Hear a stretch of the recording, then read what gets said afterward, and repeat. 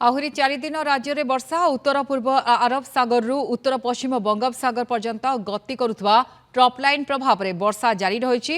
पश्चिम बंग पाखापाखि लघुचाप क्षेत्र काली सुधा उत्तर ओडिशा दे झारखंड को गति करने नहीं संभावना रही। तेणु आगामी 24 घंटे केतक स्थान में प्रबल वर्षा होबार संभावना रही। एने 4 जिला को ऑरेंज वार्निंग और 11 जिला को येलो वार्निंग जारी होती। सेपरी 6 तारिख जाए अतिरु अति प्रबल वर्षा लगी रही आशंका करा जायछि। वर्षा समय पवनर बेग घंटा प्रति 30 रु 40 किलोमीटर बही पारे बोली सतर्क कराइछि पाणीपाग केन्द्र।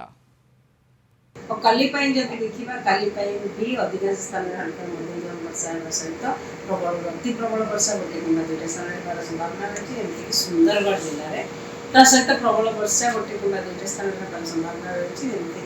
झारसुगुड़ा देवगढ़ बरगढ़ संबलपुर सोनपुर बलांगीर और नुआपड़ा जिले में देखा 5 तारिख दिन भी आम अभ्यंतरण ओडिशा अधिकांश स्थान में हल्का मध्यम धरण वर्षा होगा सहित उपकूलवर्ती अंचल में अनेक स्थान में हल्का मध्यम धरण वर्षा होगा संभावना। तो जब 6 तारिख देखा 6 तारिख में अनेक स्थान में हल्का मध्यम धरण वर्षा होगा सहित प्रबल वर्षा गोटे कि दुईटा स्थान में सुंदरगढ़ झारसुगुड़ा केउंझर मयूरभंज जिले में संभावना रही। आ 7 तारिख में वार्निंग नहीं किंतु वर्षा हल्का मध्यम धरण वर्षा कंटिन्यू कर। 8 तारिख में वार्निंग नहीं किंतु वर्षा रही। किसी स्थान में हल्का मध्यम